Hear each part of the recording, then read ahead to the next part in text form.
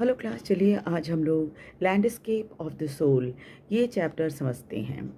Natalie ट्रावराय के द्वारा लिखा ये निबंध एक एस्से है जिसमें राइटर ये बताना चाहती हैं कि पश्चिमी कला तथा पूर्वी कला की जो परंपराएं हैं ये जीवन के प्रति अलग अलग दृष्टिकोण रखती हैं।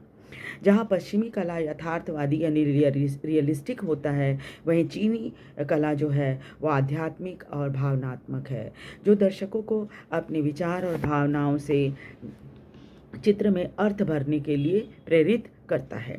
जैसे चीनी चित्रकला में कलाकार कल्पना को महत्व देते हैं और साथ ही साथ क्या है, वो आर्ट दर्शकों के लिए एक खुला मंच है जहाँ पर आप समझ सकते हैं कि उसका क्या अर्थ होगा। ये आपकी आपकी सोच के ऊपर डिपेंड करता है कि आप उसका क्या अर्थ जोड़ सकते हैं।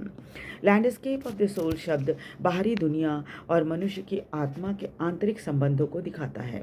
एक चीनी चित्रकार एक सम्राट के महल में पेंटिंग समेत गायब हो जाता है, जो उसकी आंतरिक यात्रा को दिखाता है। इसी तरह से एक कलाकार एक ड्रैगन की आंख इसलिए नहीं बनाता क्योंकि उसको लगता है कि आंख बनते ही ड्रैगन पेंटिंग से बाहर निकल आएगा और उड़ जाएगा।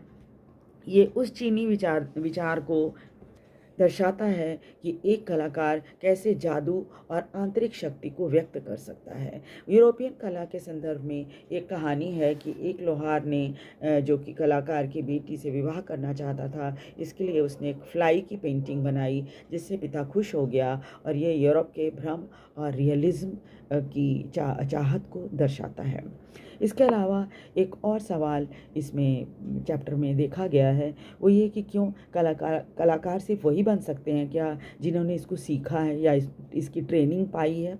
अब एक नई कला विकसित हुई है जिसे आउटसाइडर्स आर्ट कहते हैं। इसको समझने के लिए आप चलिए चंडीगढ़ के रॉक गार्डन में पहुंच जाइए।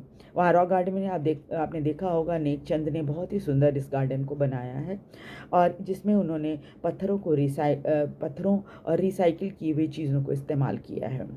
ये और इसे एक कला, और इस कला को जो रिसाइकिल करके चीज़ें बनाना, इस कला को एक बहुत ऊंचे स्तर पर लेकर गए हैं। वीडियो आपको कैसा लगा? वीडियो को लाइक और सब्सक्राइब जरूर कर दीजिए। Thank you very much.